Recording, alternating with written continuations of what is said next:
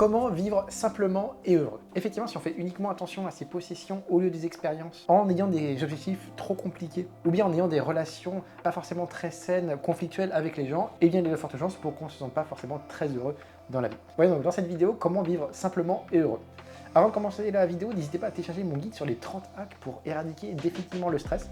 C'est une liste en fait de 30 choses que j'ai faites, où j'ai énuméré point par point les différentes choses qui font que vous pouvez être stressé, avec des solutions. Et donc voilà, c'est le premier lien dans la description, donc n'hésitez pas à le télécharger, c'est le premier lien en description. La première chose pour vivre simplement et heureux, ça va être d'être dans la gratitude.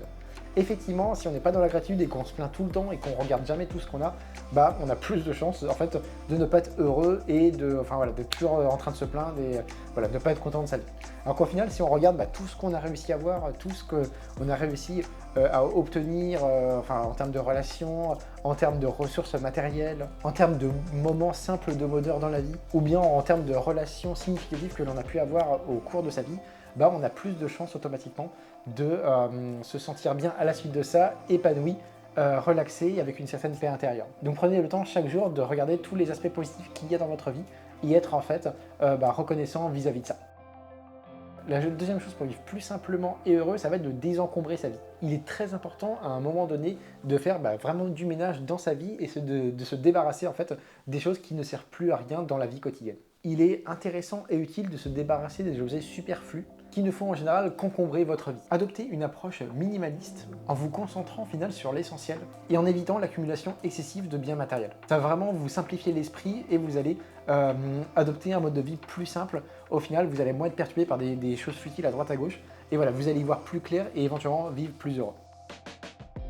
Un autre point très important et que je trouve peut-être le plus important de la vidéo, ça va de privilégier les expériences plutôt qu'en fait les possessions matérielles. Effectivement, parfois on pense que si en achetant par exemple le dernier iPhone qu'on va être plus heureux d'une manière générale dans la vie, mais au final il a été beaucoup montré que c'est en fait les expériences qui vont en fait vous faire avoir des souvenirs sur toute votre vie et sur du très long terme en tout cas. Si vous achetez un bien matériel que vous affectionnez particulièrement, vous allez sûrement être vraiment heureux sur l'instant présent, vous allez être un peu dans l'euphorie, etc. Ça va peut-être durer quelques jours, mais il y a par contre de fortes chances pour qu'au bout de 2 ans, vous n'ayez pas forcément la même euphorie et que vous ne soyez pas heureux juste par rapport à ça. Moi personnellement, j'attache beaucoup d'importance aussi au bien matériel et je reste quand même très content et très heureux en fait quand je retrouve par exemple au final ma voiture, justement mon appareil photo, mon ordinateur, etc. Donc ça c'est des choses que je trouve très très importantes pour moi, qui attachent pas mal d'importance à ça. Mais effectivement il faut admettre que les expériences, on s'en souvient des années après. J'ai tout en tête par rapport à des voyages que j'ai fait quand j'étais adolescent, etc.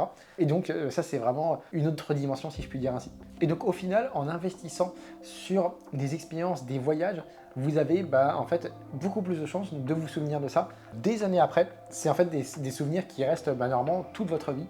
Et donc voilà, ça peut vous apporter du bonheur, ça peut vous apporter de la satisfaction. Et voilà, vous allez vraiment être content d'avoir fait ça et à la fin de votre vie, vous vous souviendrez très probablement de tel ou tel voyage qui a duré pas mal de temps. Et donc ça, c'est vraiment un truc qui est important parce que le bien matériel, par exemple, si vous achetez le dernier téléphone à la mode, il y a peu de chances qu'au final, à la fin de votre vie, vous vous dites « Ah tel moment, j'avais acheté ce téléphone-là et je suis très content ». Au final, voilà, c'est vraiment complètement différent. Alors que le voyage, à la fin de votre vie, vous pouvez vous en souvenir et il vous aura peut-être apporté beaucoup de choses. Vous aurez changé votre manière de voir les choses, votre comportement, votre attitude, votre manière d'être, votre manière de penser. Et donc, un voyage, ça peut être une incroyable expérience de vie qui vous change profondément sur après les années à venir. Moi, en tout cas, ça a vraiment été comme ça parfois. Sur certains voyages, donc voilà, c'est quelque chose de très important pour au final, pour en revenir au thème de la vidéo, se sentir peut-être plus heureux. Un autre point intéressant, ça va être de simplifier vos objectifs. Effectivement, avec des objectifs à droite à gauche, des objectifs qui ne sont pas importants, des objectifs trop nombreux, vous allez complètement vous disperser et vous allez plus savoir où donner de la tête et donc ça peut affecter votre niveau d'énergie et donc le fait que vous soyez heureux ou pas. Fixez-vous au final des objectifs réalisables et atteignables en vous concentrant sur ce qui est réellement important pour vous. Évitez donc de vous laisser submerger par une liste interminable de tâches et priorisez au final ce qui est vraiment essentiel à votre bien-être et à votre épanouissement personnel.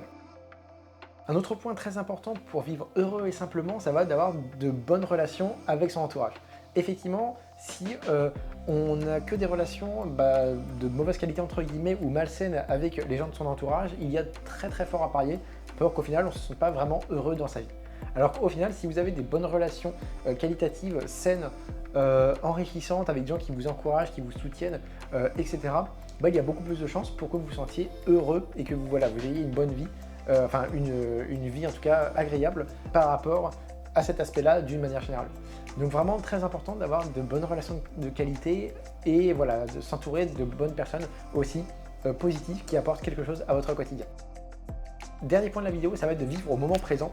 Effectivement, si on ne vit pas au moment présent, qu'on est toujours en train de ressasser le passé ou bien qu'on fait des plans un peu stressants par rapport au futur, à ce qui peut se passer, etc., il y a fort à parier aussi que on ne vive pas simplement et on ne vit pas heureux aussi. Dans un cas comme dans l'autre, donc c'est-à-dire par rapport au passé ou par rapport au futur, au final, il faut vraiment essayer de vivre au moment présent, avoir quelques techniques comme la respiration profonde, la marche de pleine conscience, etc. Mais vivre en fait au moment présent à chaque fois et voir en fait tout ce qu'il peut avoir à l'instant présent de bien et vraiment être ancré au moment présent et se focaliser sur cet aspect. Des fois, les gens ils sont toujours en train de ruminer des choses du passé en étant au moment présent. Donc en fait, ils ont des interactions, mais ils sont un petit peu ailleurs parce qu'ils pensent à des choses du passé, etc. Et ça, c'est pas forcément bien, surtout que des fois, ça peut être pour ruminer des choses négatives. Donc là, il n'y a pas pire pour se sentir bien au moment présent et avoir des relations spontanées, naturelles avec la personne en face. Donc faut faire très attention par rapport aux pensées comme ça, et donc il faut être d'une manière générale au moment présent. Voilà, en tout cas pour cette vidéo, j'espère vraiment qu'elle vous aura été utile. Si c'est le cas, n'hésitez pas à donner un petit like, ça aide la chaîne et moi ça me fait plaisir. Et puis moi je vous dis à bientôt, salut!